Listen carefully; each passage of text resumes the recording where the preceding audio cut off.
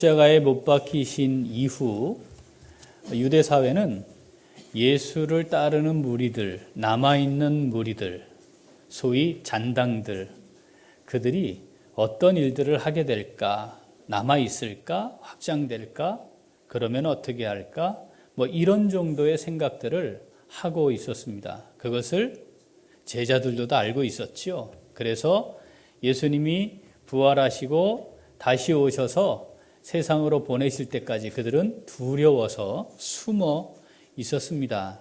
아마도 우리가 과연 이 사회 속에서 생존이 가능할까? 이런 생각들을 하고 있었기에 충분하지요, 상황적으로. 그런데 성령이 임하셨고 예수님께서 말씀하신 대로 그들이 이제 증인으로서의 삶을 살기 시작합니다. 증인으로 살아가는 삶이 어떠한가?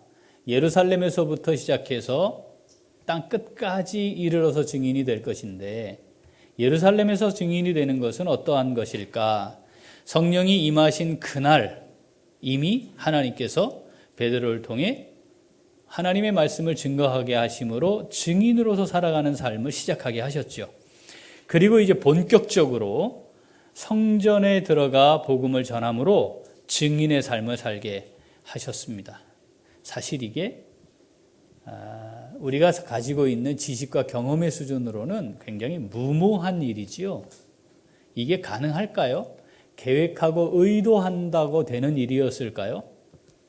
그런데 이것은 예측하지 않은, 치밀하게 계획하여 진행된 일이 아니고 우발적으로 일어난, 계획되지 않은, 예측하지 않은 병자의 고침을 받는 상황에 의해 시작이 되어 진행이 된 일입니다. 사실 이건 굉장히 위험천만한 일이죠. 사도들이 그걸 몰랐을까요? 알고 있었습니다. 왜냐하면 그들이 숨어 있는 시기가 있었으니까 그걸 예측하지 못하지 않았을 겁니다.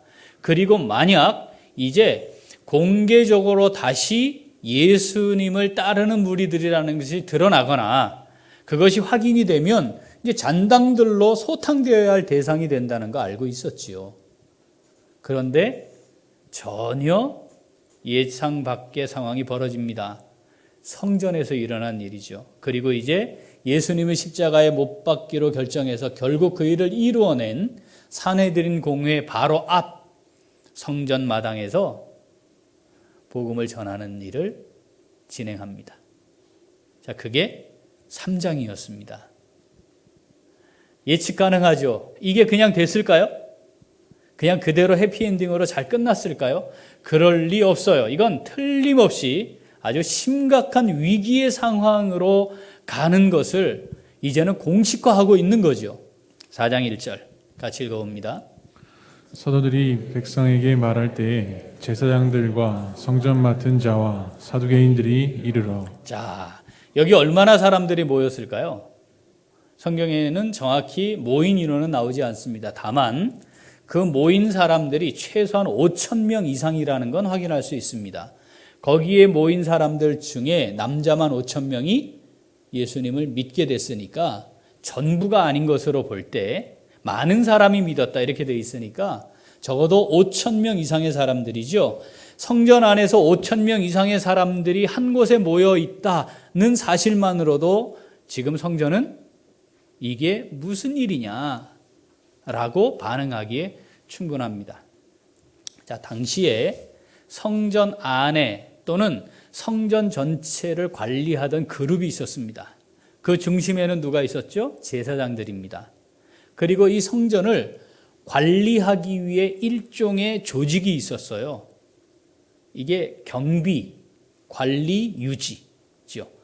자, 성전 안에 있으면서 성전 전체를 관장하는, 제사를 관장하는 건 제사장들이지만 그 성전 안에 있으면서 성전을 관리하도록 하나님이 특별히 세운 지파가 있었습니다.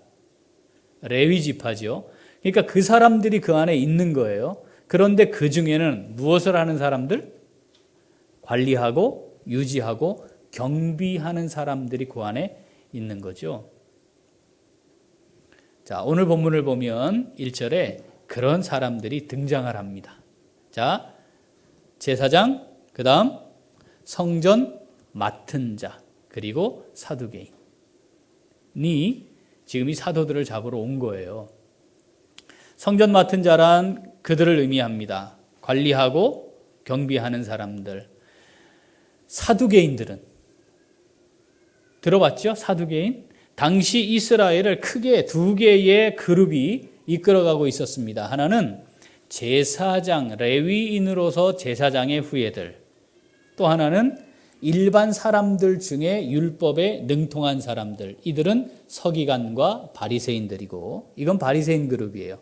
또 하나는 제사장들의 후예로서의 그룹인데 그들이 사두개인입니다. 사독의 후예예요. 사독의 후예. 사독이 누구죠? 대제사장입니다. 어느 시대에? 다윗 시대에.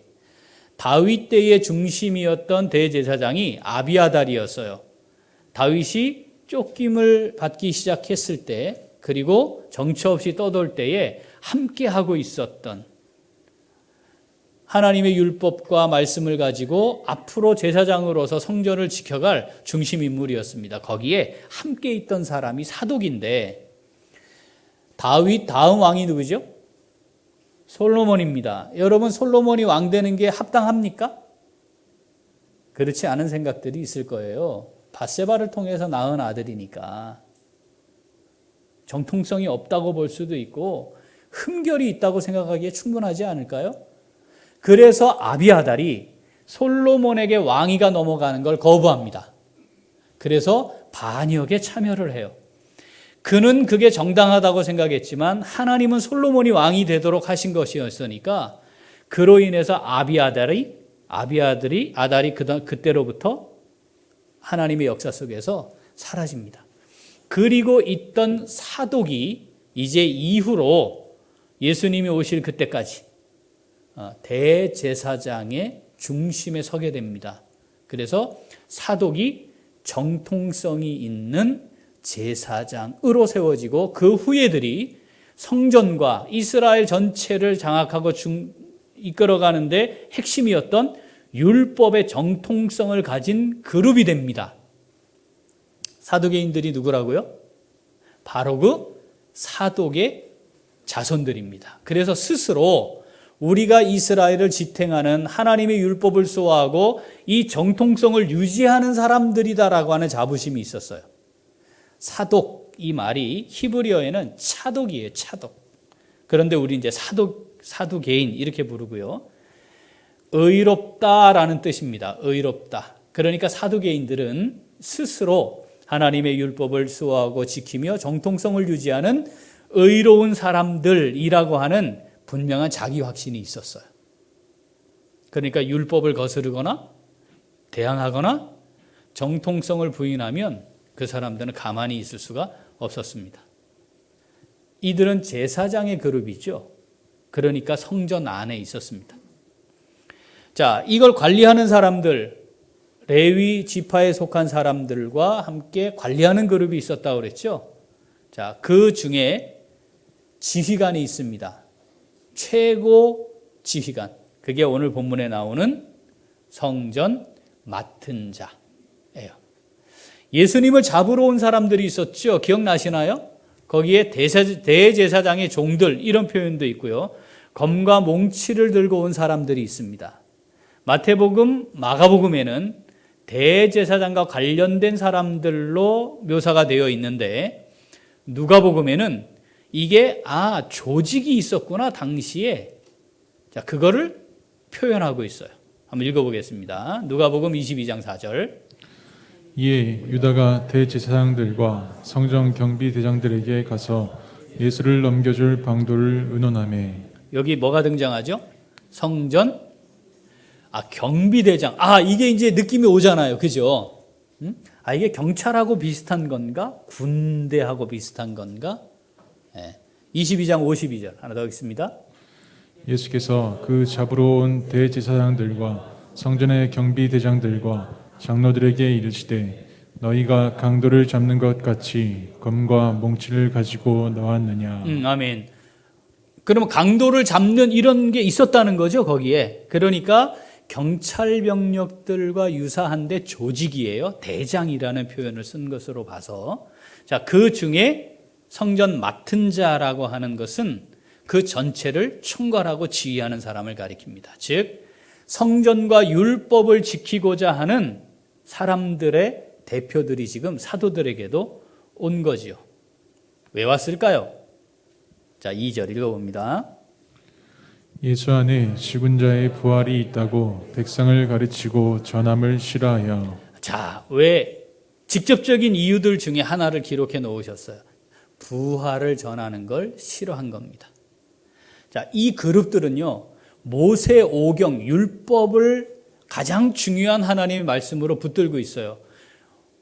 안타깝게도 모세 오경에 부활에 대한 직접적인 기록이 나와 있지 않기 때문에 이 사람들은 부활을 부정했습니다. 그런데 유대 사회가 다 부활을 부정했나요? 아닙니다. 선지서들에는 부활이 기록되어 있거든요. 그래서 서기관과 바리새인들은 부활을 인정했어요. 그러니까 사실 이 두 그룹이 갈등 관계에 놓여 있는 이유들 중에 하나이기도 했죠. 자, 근본적으로는 자기들이 처형을 했습니다. 제거하려고 했던 예수 제거했는데 그 잔당들이 등장을 했으니 용납할 수 없는 것이었고, 직접 이 사람들이 자극받은 건 뭐였다고요? 예수님의 부활과 예수를 믿는 자들의 부활에 대해 말하는 것에 대해 싫어했대요. 원문은 심히 분노했다입니다. 이들이 와서 무엇을 했나요? 3절. 그들을 잡으며 날이 이미 저물었으므로 이튿날까지 가두었으나. 자, 이튿날까지 뭐 했어요? 잡아 오게 가두었습니다. 이 사람들이 성전 안에 있는 사람들이고요. 공회원은 여기에 더해서 밖에 있는 사람들도 있단 말이죠. 서기관들도 바리새인들도 공회원이거든요. 자, 이걸 결정을 하려면 공회가 모여야 돼요. 그러니까 일단 잡아가지고 오게 가둔 겁니다. 그리고 다음 사건은 예측이 되죠? 공회가 모여서 이걸 어떻게 할 건가 등등. 자, 이걸 하게 되는 거겠죠. 자, 성전 안에 들어갔고 성령의 이끌림을 받아 그곳에서 예수의 부활과 예수를 믿는 자들의 부활에 대해 복음을 전했고, 그래서 다시 예수를 구세주로 생명의 주로 모셔드리고 회개할 것을 선포하는 복음이 증거됩니다. 이것에 의해 다음 상황은 어떻게 일어날지 예측 가능했고, 지금 그 상황이 일어났고 옥에 가두임 당했습니다. 이제 다음에 공회가 일어나서 공회가 처리하는 장면으로 넘어가면 자연스러운데, 오늘 3절은 그걸로 그냥 끝나지 않았습니다. 잡아 가두었다. 이튿날 공회가 모여. 이렇게 넘어가면 될 거예요. 그런데 느낌 파고는 용어로 생뚱맞은 구절이 하나 딱 들어온 겁니다. 지금 4절 읽어보겠습니다. 말씀을 들은 사람 중에 믿는 자가 많으니 남자의 수가 약 5천이나 되었더라. 말씀을 들은 사람 중에 믿는 자가 많은데 남자의 수가 약 5천 명쯤 되었다. 이 구절만 놓고 보면 참 하나님의 놀라우신 능력이 나타났구나, 하나님 은혜가 베풀어졌구나, 이러기에 충분합니다.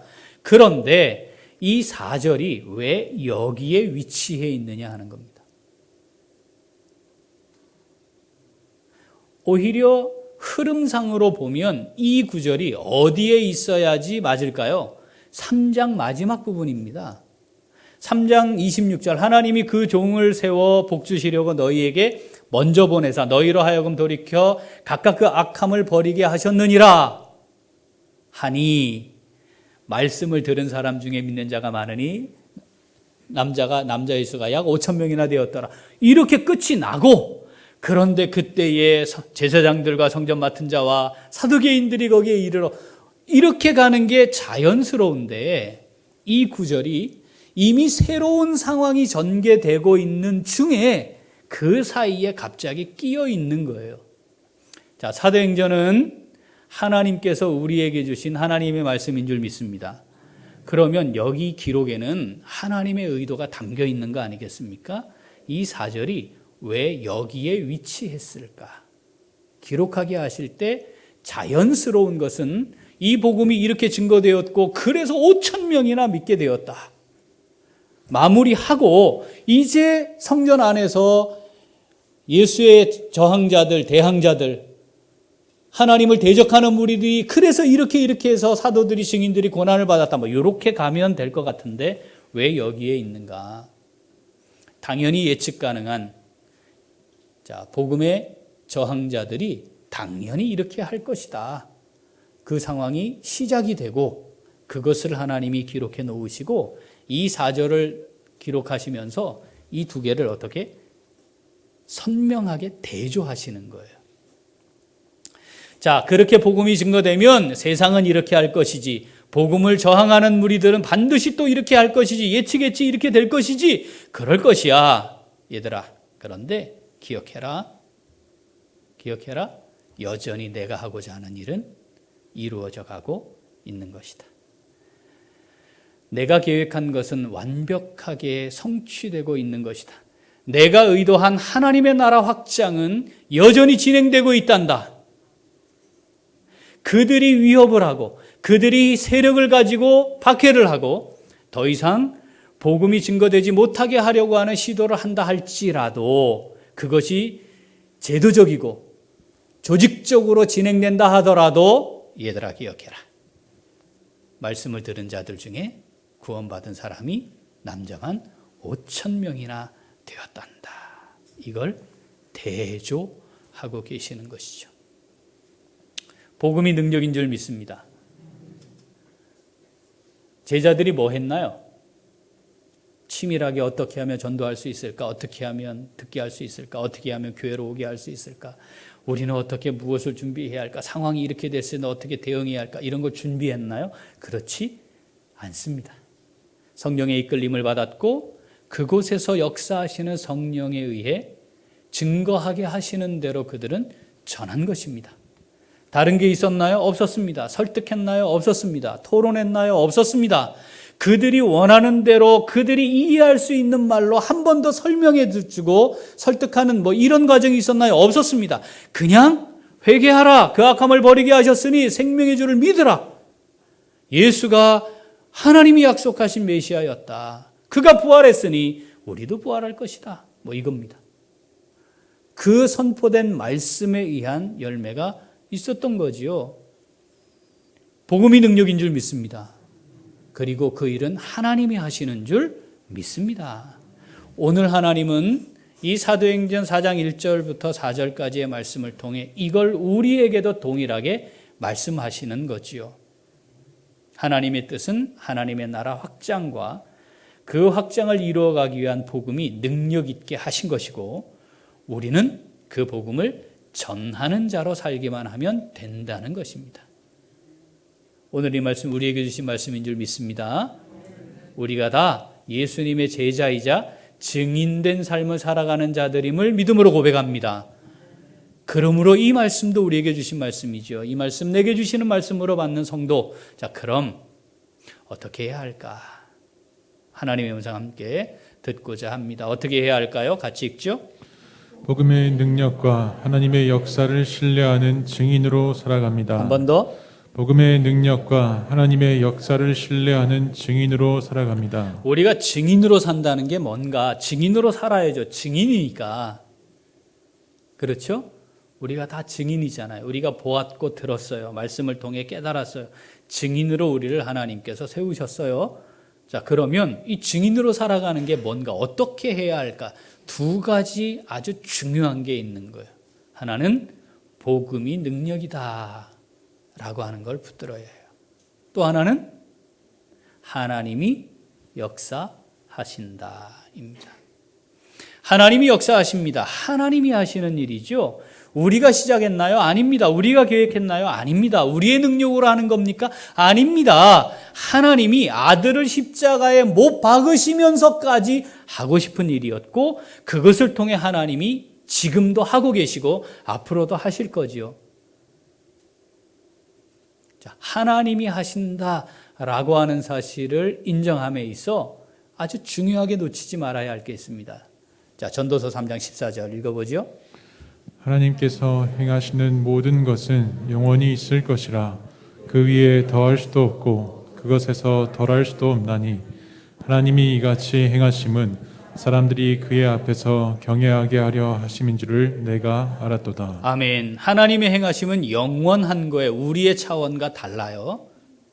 그죠? 그러니까 우리의 차원에서 하나님이 일하실 걸로 접근하는 것은 하나님을 제대로 알지 못하는 겁니다. 자, 하나님이 차원이 다르세요. 그런데 그 다른 차원에서 역사하시는 하나님의 역사에 우리가 보탤 수도 없고 뺄 수도 없어요.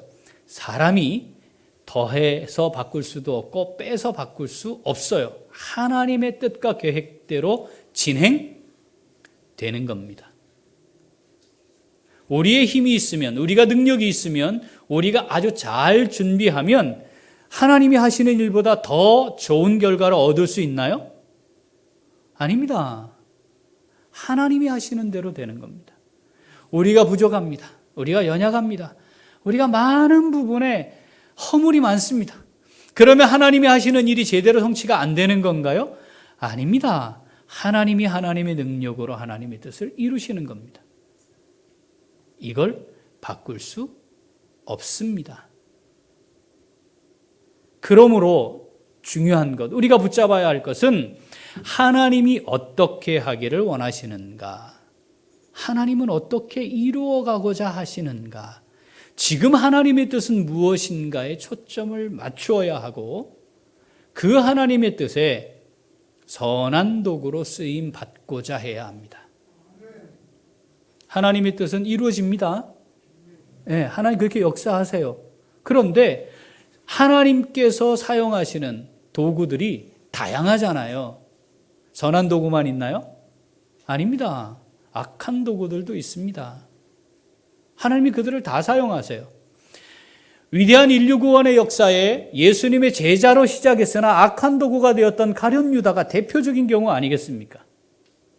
그가 큰 역할을 했습니다. 그런데 그는 악한 도구였습니다. 하나님이 이루신다, 하나님이 행하신다, 하나님께서 영원히 계시는 하나님께서 하나님의 그 뜻, 세우신 그 뜻을 완벽하게 이루어 가실 텐데 내가 지금 선한 도구로 쓰임받고 있는가를 잘 살피는 것이 중요합니다. 주님이 자기의 목숨을 내어놓을 만큼 하나님의 나라를 확장하는, 죄인들이 구원을 받는 이 구원 역사는 너무너무 중요하고 가장 가치 있는 일입니다. 하나님이 지금도 이것은 포기하지 않으시고요. 모든 것의 목적이 거기에 가 있는 거죠. 그것을 위해 일하시니까 지금도 하나님의 나라는 확장되고 있고 복음의 능력이 나타나고 있습니다. 이때에도 동일하지요. 자, 사도들은 이 하나님의 위대한 역사, 하나님의 나라가 확장되고 복음이 능력으로 나타나는 이 역사의 증인으로 쓰임받은 겁니다. 이거 갑자기 일어난 일입니까? 아닙니다. 이미 주님이 예언하신 거였습니다. 사도행전 1장 8절 기억하시잖아요.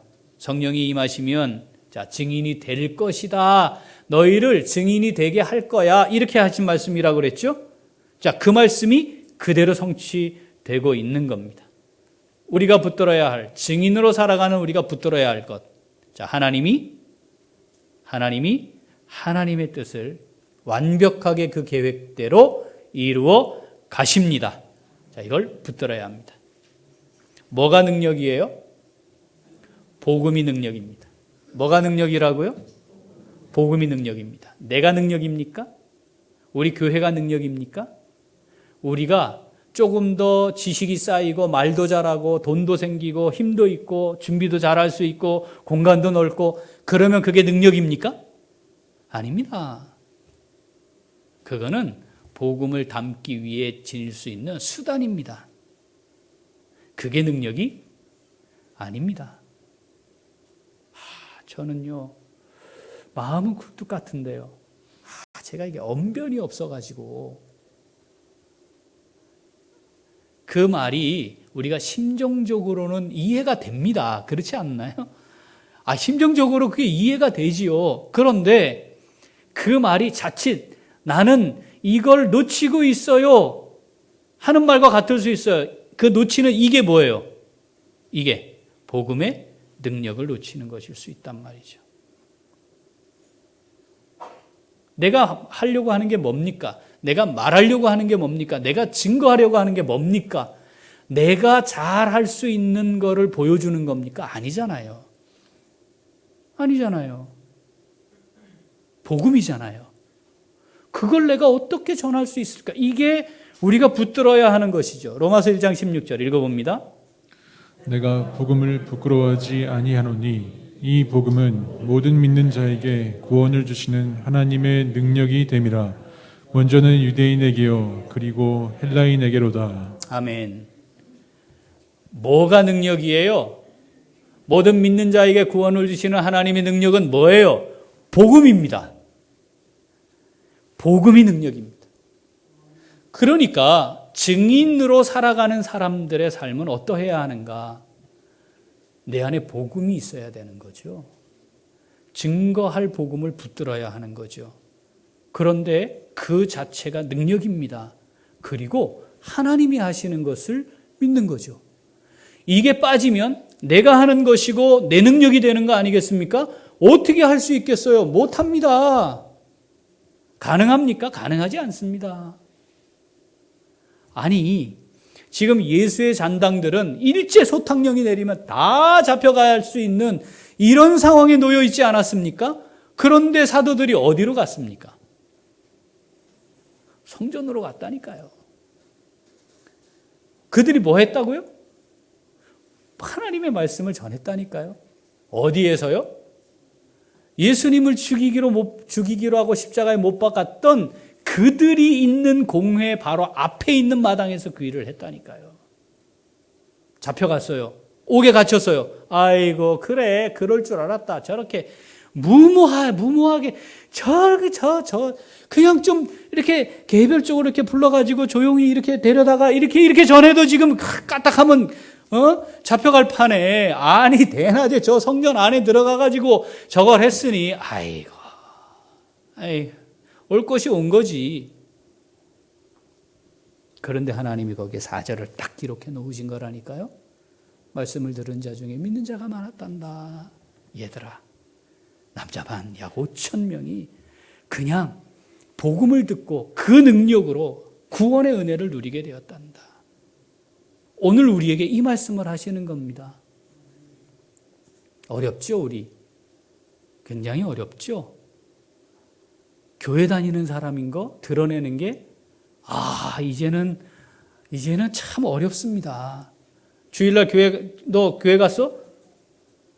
이런 이야기를 듣는 것이 여러분 그냥 자연스러운 시기를 2년을 보내고 있는 거잖아요. 이 코로나 시대에 또 오미크론이 들어왔는데 하필이면 또 그게 또 교회에서 또 그래가지고 이 목사 부부 이거 계속 나오잖아요. 코로나 2년 동안 1만 개 교회가 문을 닫았대요. 뭐 정확히 만 개를 다 샜는지는 모르겠지만 그게 이제 통계라는 거죠. 앞으로도 어떤 교회들이 문을 닫을지 모릅니다. 위기 아닌가요? 정말 될까? 정말 그럴까? 어떻게 하지? 이제는 교회 다니는 거 드러내는 것도 조심해야 되는. 여러분, 우리가 살고 있는 이 시대와 지금 이 사도들이 성전 안에 서 있는 이 시대 비교해 봅시다. 어느 쪽이 훨씬 어려웠을까요? 어느 쪽이 훨씬 더 고단했을까요? 어느 쪽이 훨씬 더 지치고 힘들었을까요? 비교가 되는 겁니까? 비교가 되는 게 아닙니다. 비교 자체가 불가능한 겁니다. 그런데 그때 하나님이 역사하셨습니다. 아니, 복음이 능력이었습니다. 어부 출신이었던 사람이 증거한 그 예수 그리스도에 대한 복음이 그 자리에 모여있던 소위 율법을 가지고 살아야만 했던 그 사람들에게 하나님의 구원의 은혜가 임하게 한 겁니다. 우리는 능력이 없어요. 교회는 능력이 아니에요. 복음이 능력입니다. 하나님이 역사하시는 거죠. 여기에 좋은 시설 만들어 놓고 쾌적하게 다녀갈 수 있도록 해놓으면 사람들이 많이 모일 것이다. 이게 복음의 능력과 일치합니까? 아니잖아요. 내가 무엇을 붙잡고 있나요? 우리가 증인으로 이 땅을 살아가고 있다면 이게 우리의 고민이어야 합니다. 온라인 예배라고 하는 이상한 게 한국 교회에 들어오면서 교회 문이 닫히는 건 정해져 있었습니다. 여러분, 우리 아침 묵상, 에베소서 아침 묵상 하고 있잖아요. 계속 묵상해 보십시오. 성도들이 지체가 되어 한 몸을 이루어 모이지 않았는데 그걸 교회라고 합니까? 그렇지 않습니다. 교회가 무형의 교회, 물론 있지요. 그런데 주님의 몸된 교회는 인격적 결합이 없으면 주님의 몸을 이룬 게 아닌 거지요. 하나님이 영이시기 때문에 영으로 어디에서 모여도 예배할 수 있다. 그렇습니다. 그런데 온라인으로 드리는 예배가 참된 예배냐? 이건 정말 예배가 가지고 있는 그 중심 가치를 제대로 이해하지 못했기 때문에 한 말입니다.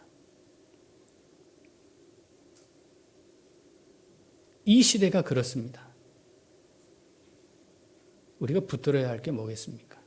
무엇을 붙들고 계십니까? 교회에 대해 저항하는 세력들, 복음에 대해 대항하는 무리들, 영적으로 끊임없이 전쟁을 벌이려고 하는 무리들은 주님 오시는 날까지 있는 겁니다. 그렇지 않나요? 아니, 그건 있는 걸로 돼 있는 건데 뭐 있는 것 때문에 위축될 필요가 뭐 있습니까? 그것 때문에 어떻게 하면 피할까? 그런 생각을 하는 것은 하나님이 원하시는 게 아닙니다. 그러면 우리가 복음을 전하고 하나님의 나라를 확장하기 위해 헌신하면 하나님이 환경을 잘 만들어서 마음껏 그 일을 하게 하시도록 하시겠죠? 아니, 그렇지 않아요, 꼭. 이후에 복음을 전하러 비시디아 안디옥이라고 하는 곳을 또 갑니다. 그래서 말씀을 전했더니 너무 좋은 거예요. 은혜가 있는 거예요. 그래서 다음 주에 한 번 더 우리에게 말씀 전해주세요. 그랬어요. 자, 사도행전 13장 44절 45절 읽어봅니다. 그 다음 안식일에는 온 시민이 거의 다 하나님의 말씀을 듣고자 하여 모이니 유대인들이 그 무리를 보고 시기가 가득하여 바울이 말한 것을 반박하고 비방하거늘. 자, 온 시민이 하나님의 말씀을 들으려 모였대. 이 놀라운 역사 아닙니까? 우리 울산에도 이런 하나님의 역사가 있으면 참 좋겠습니다. 그렇잖아요. 기대할 만하고 꿈꿀 만한 놀라운 하나님의 역사 아닙니까? 아니, 어떻게 하면 온 시민들이 다 하나님의 말씀을 들으러 모일까요? 그러면 복음이 힘있게 증거되고 거기 있는 사람들이 다 주께로 돌아오고 뭐 이런 역사가 있어야 되는 거 아니에요? 그죠? 근데 오늘 말씀 보세요. 어떤 일이 일어나요? 시기하는 무리들이 그 안에 있고요. 비방하고요. 반박하는 일이 거기에 일어나요. 이건 당연히 있는 겁니다. 주님 오심이 가까워질수록 이 세력들은 더 공고해질 거고요. 각계각층 사회 속에 들어가서 그곳에서 이걸 계속 만들어낼 겁니다. 정치 조직이라고 절대 다르지 않아요. 모든 조직 속에 다 들어가 있을 거예요. 그런데 하나님이 어떻게 하셨는가 우리가 붙들어야 합니다. 자, 사도행전 13장 48절 읽어보죠. 이방인들이 듣고 기뻐하여 하나님의 말씀을 찬송하며 영생을 주시기로 작정된 자는 다 믿더라. 아멘. 어떤 일이 일어났다고요? 자, 영생을 주시기로 작정된 자는 다 믿더라예요. 영생을 주시기로 작정된 자는 다 믿더라. 구원의 역사가 누구에 의해 결정된다는 거예요? 하나님에 의해 결정됩니다.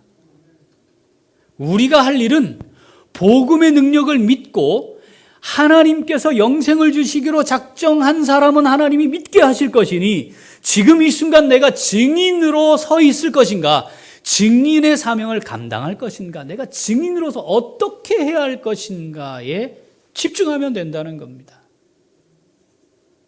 영생 주시기로 작정된 자가 아니면 우리가 어떤 수고와 노력을 해도 구원이 임하지 않습니다. 반대로 우리는 순수하게 복음만 전했지만, 준비도 부족했지만, 내가 허물과 실수도 있지만, 그러나 하나님 말씀 붙들고 복음을 증거하면 하나님은 영생 주시기로 작정한 그 사람들을 그 말씀의 능력으로, 복음의 능력으로 주께로 돌아오는 역사를 이루실 것이다.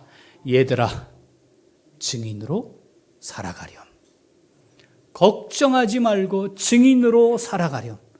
옥에 갇히는 것이 두려우냐? 걱정하지 말아라. 구원의 역사는 내가 이루어 간단다. 증인으로 살아감에 있어 우리가 늘 확인해야 할 게 있습니다. 내가 지금 복음을 위해 하는 것인가? 내가 지금 하나님의 뜻을 이루기 위해 하고 있는 것인가? 내가 지금 하나님의 역사를 믿고 복음의 능력을 믿고 이것을 하고 있는 것인가? 우리 앞에 믿음의 선배들은 하나님이 하시는 일인가 아닌가, 하나님이 원하시는 건가 아닌가에 초점을 맞출 줄 알았습니다. 그래서 그 하나님이 원하시는 일이라고 판단이 되면 하나님의 그 뜻을 이루기 위해 돈이 없어 못합니다라는 소리는 하지 않았습니다. 아, 그렇습니까 하나님? 제가 집을 팔게요. 그러지 않았나요?